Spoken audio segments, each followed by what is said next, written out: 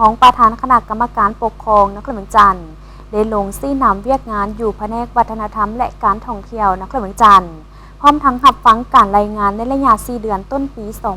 2026 ซึ่งมีหลายผลงานที่สำคัญพ้นเด่นแม้นใดมีนักท่องเที่ยวจำนวน 800,000 กว่าคนที่เข้ามาท่องเที่ยวในนครหลวงจันทร์ในวันที่20 พฤษภาคม 2026 ท่านนางวิไลวรณ์ จันทรตีรองประธานคณะกรรมการปกครองนครหลวงจันทร์ได้ลงเยี่ยมยามและเฮ็ดเวียกร่วมกับแผนกวัฒนธรรมและการท่องเที่ยวนครหลวงจันทร์ซึ่งมีคณะแผนกและพนักงานเข้าร่วม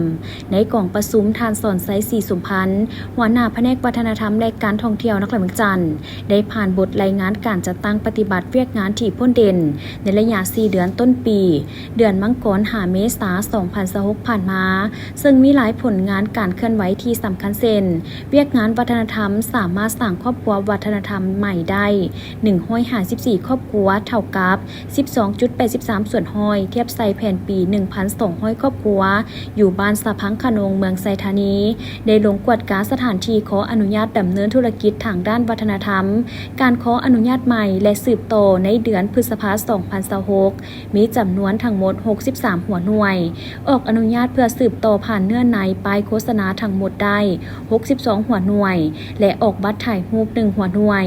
หอพิพิธภัณฑ์สถานปู่ฮานได้ต้อนรับแขกนักท่องเที่ยวทางภายในและต่างประเทศภายใน4เดือนมีแขกเข้าชม3แหล่งท่องเที่ยวทั้งหมด88,040 เถื่อคนลาว 7,411 เถื่อคนต่างประเทศ 8629 เถื่อคนเวียกงานการท่องเที่ยวได้ประสานสมทบกับกรมตำรวจกวดค้นเข้าออกเมืองสถานที่ท่องเที่ยวในการนำเอาข้อมูลตัวเลขสถิตินักท่องเที่ยวประจำเดือนเพื่อนำมาสรุปสั่งรวมเป็นอันละเอียดแล้วส่งต่อให้กรมพัฒนาการท่องเที่ยวเป็นปกติซึ่งมีจำนวน 86,591 คนนักท่องเที่ยวต่างประเทศ 785,322 คนสั่งรวมจำนวนนักท่องเที่ยวของบริษัทท่องเที่ยวที่ผ่านมาเอกสารนำเข้านักท่องเที่ยวภายในเดือนมีนา 2026 มีจำนวนทั้งหมด 271,765 คนและออกอนุญาตสืบต่ออพาร์ตเมนต์23หัวหน่วยออกอนุญาตสืบต่อร้านอาหาร10หัวหน่วยออกอนุญาตสืบต่อธุรกิจโรงแรม66หัวหน่วยในโอกาสที่มีความหมายสำคัญนี้ท่านนางวิไลวรณ์ จันทรตีได้มีคำเห็นซี่น้ำบางเวียกงานของแผนกดังกล่าวเพื่อเฮ็ดให้การปฏิบัติเวียกงานมีผลสำเร็จตามคาดหมายที่วางไว้